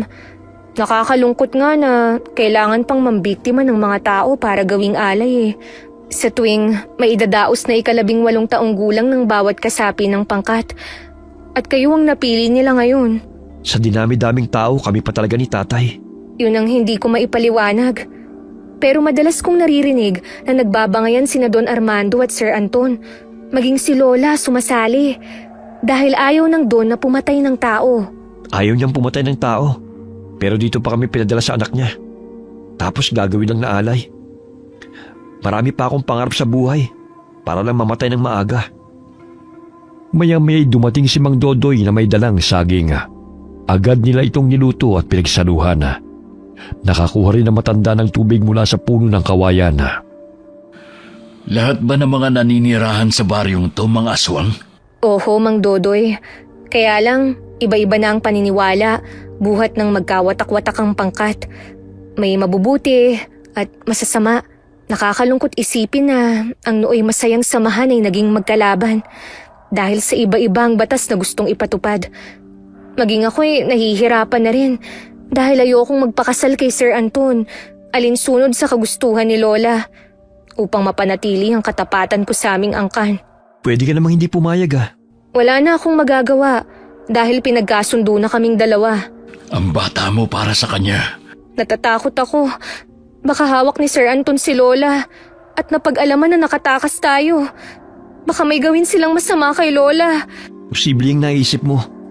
Pero kung totoo man yun, hindi tayo pwedeng bumalik dun. Baka kapag natagpuan nila tayo, hindi nila tayo buhayin pa. Pero paano si Lola? Ayokong mapahamak siya. Alam niyo naman na siya na lang ang meron ako. Huminahon ka muna, Sabrina. Maghanda na kayo dahil aalis na tayo ngayon din. Baka bigla pang dumating ang may-ari nitong kubo. Mas lalo lang magkakagulo. Matapos kumain ay agad na nilang nilisan ang kubong yun. Hindi maiwasan nakabahan sila sa muling paglusob ng mga aswang. Lalo na ang binata na may natamo pang sugat. Paniguradong hindi siya makakalaban ng maayos. Tama bang daan na tinatahak natin palabas ng gubat? Hindi ko rin alam. Tumingin-tingin na lang tayo sa paligid. Yun lang ang maaari nating gawin. Ay, para may mga taong sumusunod sa atin. Hindi kaya mga aswang sila? Huwag kayong magpapalatang alam nating nakasunod lang sila. Bilisan nyo na lang at maghanda sa gagawin nila. Palingon-lingon sila sa kanilang likuran. Kung gaano sila kabilis maglakad, ayun din ang ginagawa ng 3 kalalakihang nakasunod sa kanila. Paglabas nila sa gubat, isang malawak na nyugan ulit ang bumulaga sa kanila. May mga taong naroon kaya't dumihis sila ng landas. Ilang sandali napansin nilang nawala ang 3 lalaki, kaya nagtago sila sa mga halaman. Hindi sila mga aswang, mga mangangaso sila. Hindi ba nila alam na mapanganib ang lugar na ito? Ang katulad nilang napapagawi at naliligaw, ang ginagawang alay at binibiktima ng mga masasamang aswang. Napatingala silang 3 nang lumapit ang 3 mga ngaso sa kanila, sa pag-aakalang mga mababangis na hayop ang nagkukubli sa mga halaman. Nang malaman ng mga ito na tao ay agad silang napaatras.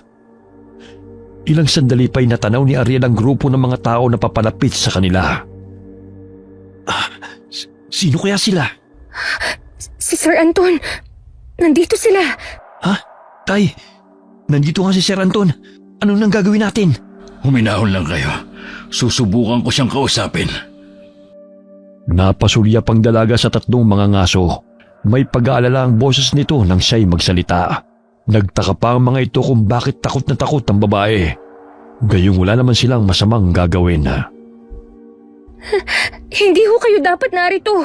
Kaya umalis na ho kayo rito hanggat may oras pa. Maniwala kayo. Maging kami nanganganib rin ng aming buhay. Tay, may mga baril sila. Maaari natin silang hingan ng tulong. Naputol ang kanilang pag-uusap nang makalapit na si Anton sa kanilang kinaroroonan. Mababanag ang pag-aalala sa mukha nito nang tumingin ito sa kanila. Salungat ang naging reaksyon ni Anton ayon sa kanilang inaasahan. Ang kaninang takot na nararamdaman ay napalitan ng pagtataka. Mabuti walang masamang nangyari sa inyo. Kagabi ko pa kayo hinahanap. Mang Dodoy, Ariel, may mga sugot kayo oh. Hayaan mo na kaming umalis. Huwag mo na kaming patayin. Pakiusap. Maawa ka sa amin, Sir Anton. Anong pinagsasabihin mo, Mang Dodoy? Hindi ko naman kayo papatayin eh.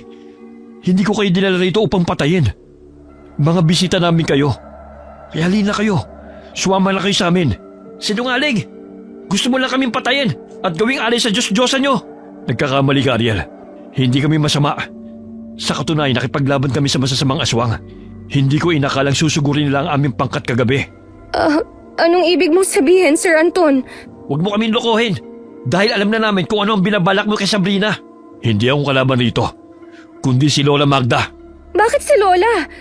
Tsaka nasan ang lola ko? Anong ginawa mo sa kanya? Wala akong ginawa sa lola mo. Sa katunayan, siya ang dahilan kung bakit nilusob ang ating pangkat. Siya may pakana ng lahat. Nalaman namin sa tulong ng dati nating mga kasamahan. Ilabas mo ang lola ko! Dahil sa galit, sinugod ni Sabrina si Anton gamit ang tansong punyal. Lumuluha ang mga mata nitong tumakbo patungo sa kinaroroonan ng lalaki upang ito'y saksakin. Ngunit bago pa man ito maibaon ng patalim sa dibdib ng lalaki, ay humarang sa harapan ng dalaga ang binatang si Samuel na minsan na silang iniligtas. Tinulak siya ng binata dahilan na matumba ang dalaga. Ngayon ko lang napagtanto na matagal na tayong minamanipula ni Lola Magda. Ang lahat ng mga kasamahan nating umalis noon ay dahil sa kanya. Dulot ng kasakiman, inggit at uhaw sa kapangyarihan. Kaya nagawa niyang traidorin ang mga kasamahan natin. Siya rin ang pumapatay sa mga bangkay na natagpuan sa patag at ibinibintang sa mga aswang na tumalikod sa ating angkan na siya mismo ang dahilan. Hindi totoo yan! Hindi yan magagawa ni Lola Magda! Napalingon sila mula sa mayayabong na halaman nang biglang sumulpot si Lola Magda. Kahit umaga na hindi pa rin naalis ang mabalasik nitong anyo. Walang iya ka, Anton! Inuubos mo talaga ang pasensya kung bata ka! Napakasinungaling mo! Bibilugin mo pa ang ulo ng mga kasamahan natin, lalo na ang aking apo! Hindi ba't yang mag-ama na yan ay gagawin mong alay sa gaganapin ninyong kasal ni Sabrina? Anong pinagsasabi mo? Hindi sila alay. Tauhan sila ng aking ama. At napadaan lang kami rito. Hindi ko inaasahan na magkakagulo dahil sa kagagawan mo. Lola! Lola! Akala ko hindi ko na kayo makikita pa. Tara na po, umuwi na tayo. Sabrina, huwag kang sumama sa kanya. Siya ang pumatay sa mga magulang mo. At saan mo naman nakuha ang impormasyon na yan? Isa kang hangalan, Ton! Kung alam ko lang nasasalungat ka sa aking plano, di sana pinatay na lang din kita noon! Akala ko ba susuportahan mo ko at magkakampi tayo? Noong una pumayag ako sa kagustuhan mo pumatay ng tao. Ngunit kung ang kapalit ito ay kaligtasan ng mga kaibigan ko at mga kasamahan ko, hindi na ako papayag. Lola, totoo ba ang lahat ng sinabi nila? Naguguluhan na talaga ako. Pati ba naman ikaw maniniwala sa mga hangal na yan? Alam mo namang napakasinungaling ng lalaking yan, di ba? Di ba? Si Isko kalaban natin yan. Bakit kasama siya ngayon ng ating mga kasamahan? Dahil hindi naman kami totoo magkalaban eh. Nagkawatak-watak lang tayo. Dahil sa pagmamanipula ni Lola. Pati kaibigan niya ay kaya niyang traidorin para lang sa kapangyarihan. Narito sila upang patunayan ang lahat ng mga sinasabi ko.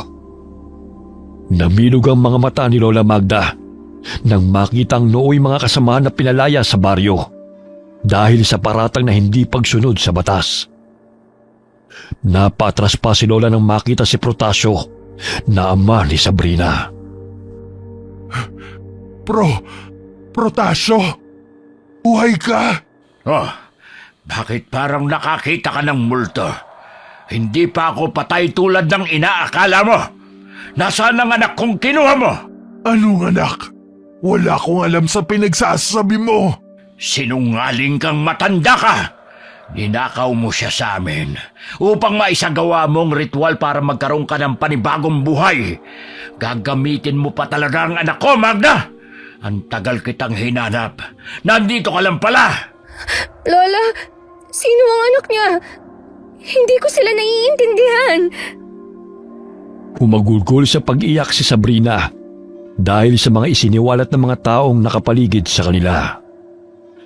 Dahil sa takot din ng mga mangangaso, ay kumaripa sila ng takbo. Nagkandagulong-gulong pa pababa ng bundok. Napansin na matandang aswang ang baril na nahulog sa lupa, kaya't dali-dali niyang dinampot yun at itinutok sa ulo ni Sabrina. Kung hindi lang naman mapapakinabangan ng batang to, pues mas gugustuhin ko pang patayin siya! Lola, apo yun si Sabrina. Ano ba nangyayari sa inyo? Huwag kayong lalapit! Isang mali nyo lang.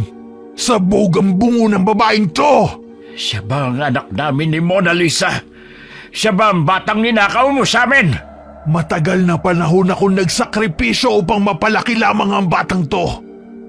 Hindi ako papayag na ang lahat ng plano ko sisirain lang ninyo! Mga hangal! Lola, ano bang nangyayari sa inyo? Pakiusap maghunos dili ka. Ipinanganak si Sabrina ng lunar eclipse kung saan ang buwan ay dumadaan sa anino ng mundo.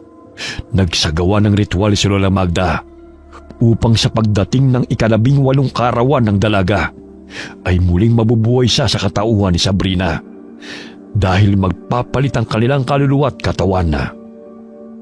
Tumayo ka at sumama sa akin. Bilisan mo!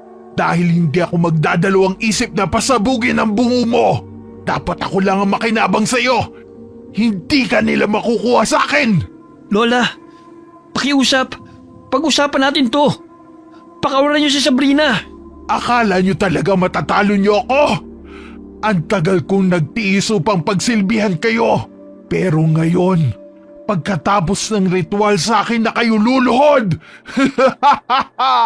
Bakit niyo ginamot si tatay mula sa pagkayanggaw? Kung masamang aswang pala kayo. Isa ka pang tanga! Nagmula siya sa angkan ng malakas na manggagamot. Kung magiging aswang pa siya, di matatapatan niya ang lakas ko. Lahat kayo'y magiging halipin ko! Tama nga sinabi ng mga aswang kagabi tungkol sa'yo. Isa kang traidor! Sinabunutan niya si Sabrina at kinaladkad palayo sa mga taong naroon. Takot silang sumunod. Baka iputok ng matanda ang baril sa ulo ng dalaga. Inutusan ni Anton ang mga tao na huwag na munang galitin ang matanda. Nanlilisik ang mga mata nito habang palipat-lipat ang tingin sa kanila. Siya ba ang anak ko, Anton? Sa pagkakaalam ko, si Sabrina lamang ang batang inalagaan ni Lola Magda at maglalabing 8 taon pa lamang siya. Kaya nga pinagkasundo niya na sa akin magpakasal si Sabrina dahil kami mamamahala sa baryong ito. Nang tuluyang makalayo sa mga tao, mabilis na kinaladkad na matandang babae si Sabrina. Matuli nitong tumakbo at siniguro na walang makakasunod sa kanila. Maliban na lamang sa mga aswang na masugid na tagasunod ni Lola Magda. Yun ang mga aswang na kumakain ng tao na gumagala sa gubat upang makapangbiktima. May mga kasapi siya na nakikihalubilo sa amin. Hindi ko sukat akalain na siya pala ang dahilan kung bakit kami nag-aaway-away. Minanipulan niya kami lahat. Yan talagang nagagawa ng hindi makontento kung anong meron ka. Kailangan natin may salba si Sabrina. Hindi pwede magtagumpay si Lola Magda sa kanyang plano. Natitiyak kong ito na ang katapusan ng aming angkan kapag nagawa niya ang kanyang kagustuhan. Sir Anton, tutulong po kami ni tatay. Magpahinga ka at magpagaling. May sugat ka oh. Malakas si Aling Magda, kaya't kailangan natin magtulungan. Akala ko ba gusto niyo nang umuwi? Ngayon nagkaayos na ang 2 pangkat at alam na natin kung sino ang tunay na kalaban. Handa kaming tumulong ni Ariel, lalo na't hindi na iba si Sabrina sa amin. Nagpahinga si Ariel sa kubo na makabalik sila sa baryo. Ang nooy 2 pangkat na naglalaban-laban ay nagtipon-tipon sa pulong na pinangunahan ni Anton. Doon na sila isa-isang nagsalita ng lahat ng hinaingat sa loobin. Kaya't nalaman ng bawat isa kung ano ang kanilang mga nararamdaman. Nagkapatawaran sila dahil sa mga maling paratang na ipinataw sa kanila, kaya sila nagalit ng husto. Ngayon iisa lang ang ating layunin, na mahanap kung saan dinala ni Lola Magda si Sabrina. Nakakalungkot mang isipin na ang nooy taong pinagkakatiwalaan at tinuturing nating ina ay siya palang dahilan ng ating pag-aaway. Ngayon ay may malaking dagok sa ating angkan. Kinakailangan natin pigilan ng plano at ritual na gagawin ni Lola Magda dahil ikasasawi yun ni Sabrina. Tulungan niyo po akong hanapin ang aking anak. Huwag kayong mag-alala, Mang Protasio. Gagawin po namin ang aming makakaya na mahanap si Sabrina. Ngayon lang ako nagkaroon ng lakas at pagkakataon na tumuntong uli sa lugar na ito. Buhat ng patayin niya ang aking asawa at gawin niya ito sa akin. Lumpo at bulag ang isang mata ni Mang Protasio dahil sa kagagawa ni Lola Magda. Ayon sa matandang lalaki, sa pilitang kinuha ang kanilang anak habang sila'y mahimbing na natutulog. Nagulat sila nang malaman na si Lola Magda yun. Gusto silang patayin ng matanda at ninakaw ang kanilang anak sa hindi malamang dahilan. Nalumpo siya at nabulaga, ngunit ang kanyang asawa ay namatay. Ang binatang si Samuel ang kanyang hiningaan ng tulong nang napagaw ito sa kubong kanyang tinitirahan upang muling makita si Lola Magda. Hindi makapaniwala ang mga taong naroon sa isiniwalat ni Mang Protasio. Malakas ang kutob nito na si Sabrina ang batang babae na kinuha ng matanda. Samantala, dinala ni Lola Magda ang dalaga sa kuweba kung saan walang nakakaalam. Lola, pakiusap. Umuwi na tayo. Bakit ka ba nagkakaganyan? Hindi ka naman masama. Ang tagal kong nagsakripisyo para palakihin ka. Bukas kaarawan mo na. Panahon na rin upang suklian mo ang aking paghihirap. Anong ibig niyong sabihin, Lola? Matagal ko nang inaasam-asam na muling bumalik sa pagkabata. At ikaw ang naging kasagutan sa nais kong yon. Ang sanggol na ipinanganak sa mismong araw kung saan ang buwan ay dumaan sa anino ng mundo. Ang siya makakapagbigay sa akin ng lakas at muling manumbalik ang kabataan. Lola, apo niyo ako. Hindi niyo pwedeng gawin to sa akin. Mamayang gabi, pagdating ng kabilugan ng buwan, matatapos ko na ang ritual. Ikaw ay magiging ako. At ako ay magiging ikaw. Wala nang makakapigil sa akin. Lola, alam kong hindi ka masama. Siguro may pinakain lang sa'yo ang mga kalaban kung bakit ka nagkakaganyan. Umuwi na po tayo. Tumahimik ka! Bakit niyo pa ako pinatakas kasama ni Ariel kung papatayin niyo rin naman pala ako? Dahil mas mabuti nang sumama ka sa kanila. Kesa malaman mo mula sa mga buwisit ng mga aswang na yon ang katotohanan. Lola, pakawalan mo na ako rito! Hindi makapaniwala ang dalaga sa kanyang nalaman na nilusob ng inaakala nilang masasamang aswang ang kanilang pangkat dahil nararamdaman ng mga ito ang ritual na isinagawa ni Lola kasabay ng pigi na isinasagawa nila buwan-buwan na. Gusto nilang pigilan ng matanda dahil mas ikapapahamak nila kung mapagtatagumpay ng matanda na makipagpalit ng katawan kay Sabrina. At ang kaluluwa ng dalaga ay pupunta sa katawan ng matanda at mamamatay. Hindi na nag-aksaya ng panahon ng pangkat ni Anton na hanapin si Sabrina. Idadaos na ang 18 taon ng dalaga at yun ang tanging pinakihintay ng matandang si Magda. Maghiwa-hiwalay tayo. Alam kong hindi sila makakalabas dito sa kabundukan. Sasama ako sa paghahanap. May makakasama naman si Ariel dito. Sige po, Mang Dodoy. Hindi pa rin ako makapaniwala na magagawa ito ni Aling Magda sa sinasakupan niya. Dahil gusto niyang siya lamang ang mamuno habang buhay. Nagtalo pa nga sila ni Daddy dahil gusto ng aking ama ng kapayapaan. Pero hinikayat niya ako na palihim na pumatay ng tao dahil hindi yun makakapawi ng uhaw namin. Sumapit na ang hapon na hindi pa rin nila nahahanap ang dalaga. Paikli ng paikli ang tsansa nilang matagpuan si Sabrina. Hanggang sa may matanaw na maliit na kuweba si Mang Dodoy. Sir Anton, may kuweba ron. Pasukin natin. Baka sakaling naroon sila. Mga kasama, doon tayo sa kuweba. Magmasid at makiramdam sa paligid. Huwag kayong magkatubiling labanan siya kung manlaban. Hindi na siyang buting si Lola Magda dahil nilamon na ng kasama ng puso niya. Iba talagang naidudulot ng pagiging makasarili.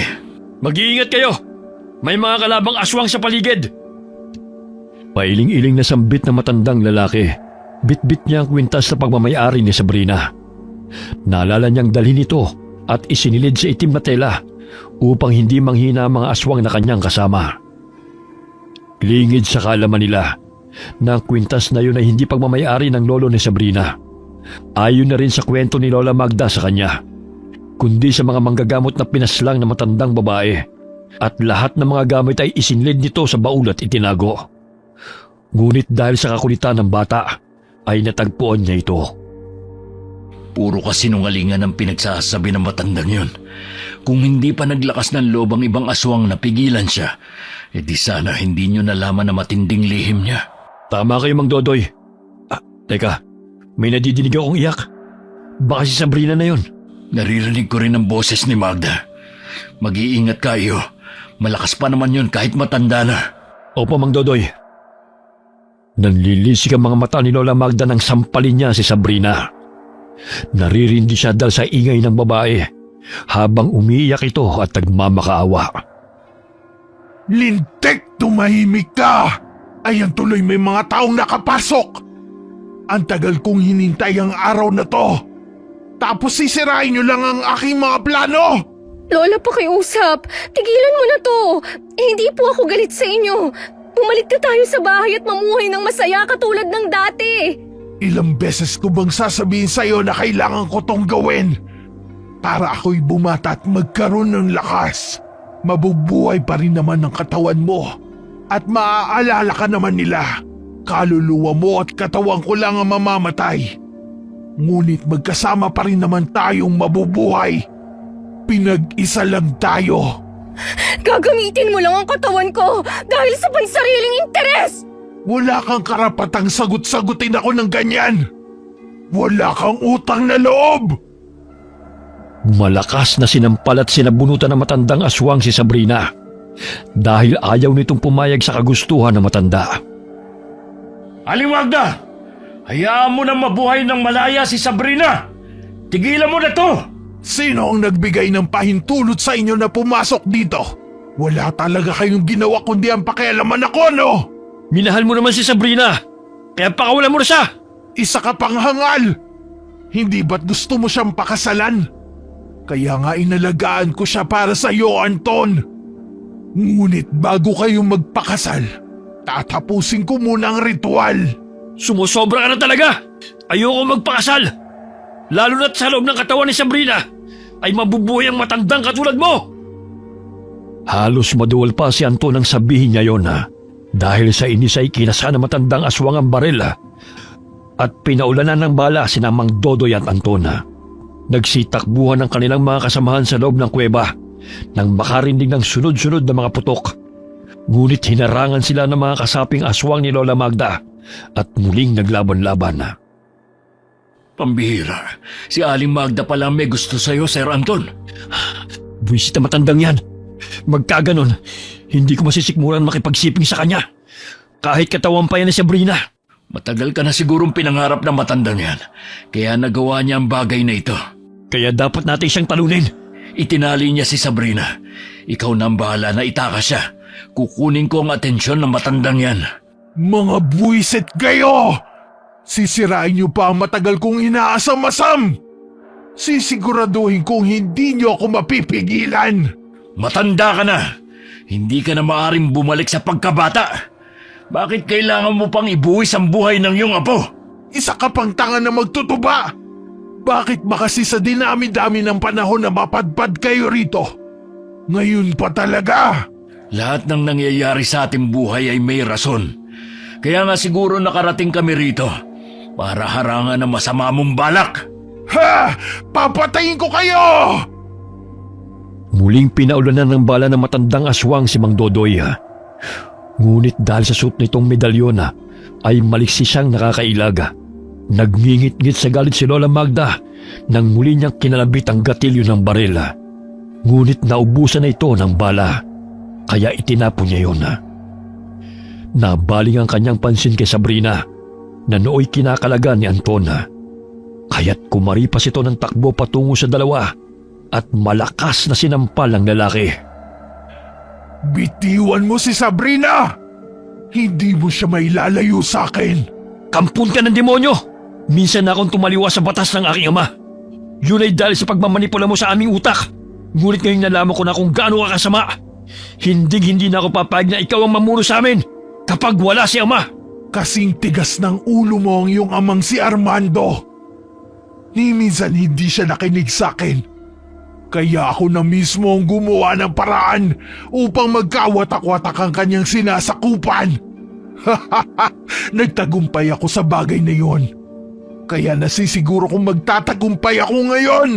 Tama na, Lola! Hindi ikaw ang Lola Magda na nagpalaki sa akin. Hindi na ikaw ang Lola na may malasakit sa amin.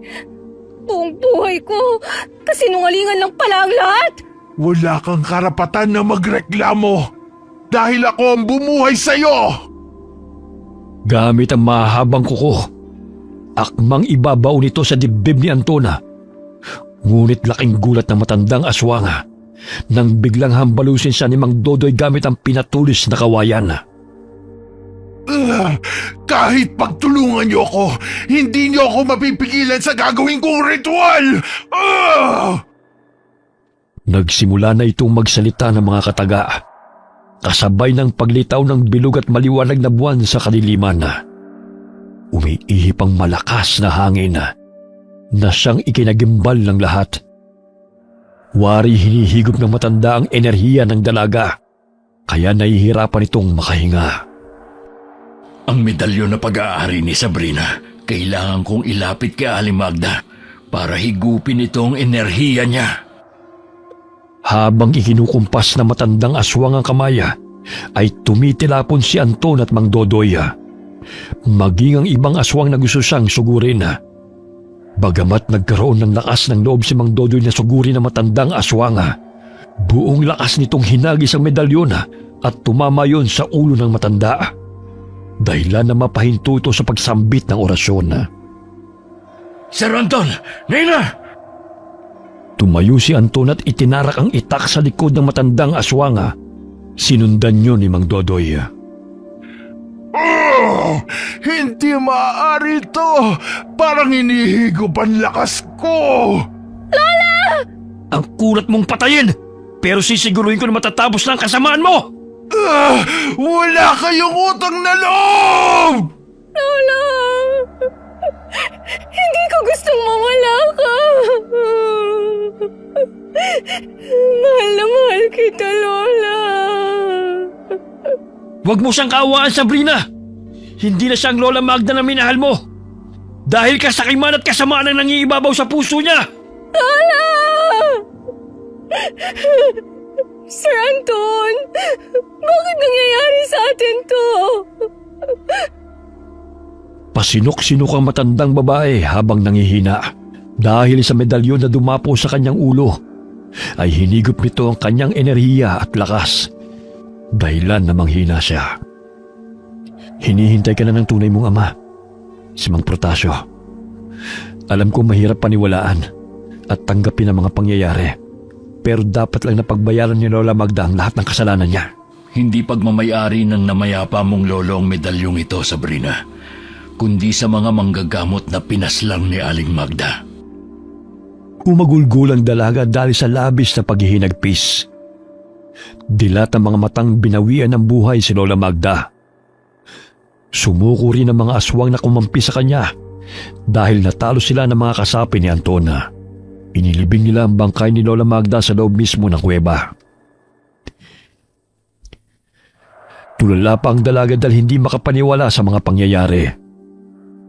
Kinargasan ni Mang Dodoy sa likod nito dahil may sugat si Anton sa ulo nang mabunggo sa malaking bato. Nakapagsalita lamang si Sabrina nang dalhin siya ni Mang Dodoy sa kubo kung saan naroon si Ariela. Umiiyak na niyakap nito ang binata. Mabuti at ligtas ka, Ariel. Labis ang pag-aalala ko sa iyo. Mabuti ligtas ka, Sabrina. Pinapalalangin ko ang kaligtasan mo. Nandito si Mang Protasio. Sa palagay ko kailangan niyo mag-usap para naman makilala niyo ang isa't isa. Nabaling ang tingin ng dalaga sa matandang lalaki. Bulag at numpo ito. Tuna na pag-alaman ng dalaga kung ano nangyari kay Mang Protasio. Sa tulong ni Samuel na naging kaibigan ng Ginoo, ay nalaman nito na may apo si Lola Magda. Naging interesado siya sa kwento ng binata at nagkaroon ng pag-asa na buhay ang anak nila na kinuha na matandang babae. Naaalala kong may malapad na nunal sa likod ang aking anak. Meron po ako. Ipinakita ng dalaga ang nunal nito sa likod malapit sa balikat. Muli siyang niyakap ni Mang Protasio dahil sigurado ito na si Sabrina ang matagal nang hinahanap na anak. Naging emosyonal ang tagpo na mag-ama. Hindi mapigilang umiyak ng Ginoo dahil kamukha ni Sabrina ang ina nitong namayapa. Ilang araw pang nanatili sina Ariel at Mang Dodoy sa baryong yun. Buhat nang mamatay si Lola Magda, ay muli nagsama ang mga aswang na nooy tumiwalag sa pangkat. Ganun na lamang ang pagkagulat ni Don Armando nang malaman ang nangyari. Marami-raming nasawi mula sa kanyang mga kasapi. Sa pamumuno ni na Anton at Don Armando, naging payapa ang baryo. Walang patayan ang nagaganap at tanging hayop lamang ang kanilang kinakain. Nagkamabutihan sina Ariel at Sabrina, samantalang si Anton naman ay tinanggap na hindi niya kayang pilitin ang dalaga na magpakasal sa kanya. Bukod sa malayo ang agwat ng kanilang edad, ay hindi siya gusto ng dalaga. Sumama si Sabrina kina Ariel at Mang Dodoy na umuwi sa baryo kung saan sila noon nakatira at namuhay ng normal. Si Mang Protasio naman ay minabuting doon na lamang manirahan kasama sina Samuel sa kabundukan. Lumipas sa mga araw. Muling nanumbalik ang saya sa baryo ng mga aswang. Walang gulo at pantay-pantay ang karapatan ng lahat. Ang mga masasamang aswang naman na sumapi kay Lola ay nagsilika sa kabundukan at doon na nagtago sa takot na mapatay ng pangkat ni na Anton. Okay, sana po nagustuhan niyo ang kwento ng mag-amang sina Mang Dodoy at Ariel at Sabrina. Okay, shoutout po tayo ngayon. Hi po kay Sweet Corn. Shoutout sa Coral family from Buhi, Camarines Sur at South Korea. Hi kay Lance MBB from Malaysia. Hi kay Lisa Marinas from Cyprus. Shoutout sa Sioting family from Iloilo. Hi kay Jenny Mindo from Pagbilao, Quezon. Shoutout po kina Brenda and Michael Grencio at sa mga kapatid niyang sina Pamela and Bernie Polilio. At syempre kay Mother Neriza Polilio. Hi kay Ami Yong. Solid inkong ito. Thank you, ma'am. Hi kay Ernel Rivera from Caloocan. Hi kay Rowena Sabido from Marikina City. Shout out kay Cristal Rizan Dictahan Tano at sa Tano family sa Zamboanga del Sur at sa Duhay Lungsod family. Hi kay Mildred Padilla from Jordan. Josefina Coracha. Hi kay Josephine De Los Trinos from Osaka, Japan. Aleth Penilla from UAE. Shout out kina Manuel Baldonado at Lorna Algordo na lagi po nakikinig sa atin. Salamat po. Tony Santillan at sa Santillan family from Belgium, Europe. Shout out sa Ciudad family, lalo na po kay Manuelita Ciudad. Mommy Giselle from Japan. At syempre kina Giza Nicole Velasco at Isaac Velasco. Hi po sa inyo. Alright. Lagi po nating tatandaan sa lahat po ng pinagdadaanan natin sa buhay, mahirap man o madali, masaya man o malungkot, lagi po tayong lalapit sa ating Panginoon. Pray lang po lagi. Okay, maraming salamat po sa inyo. God bless po sa inyong lahat.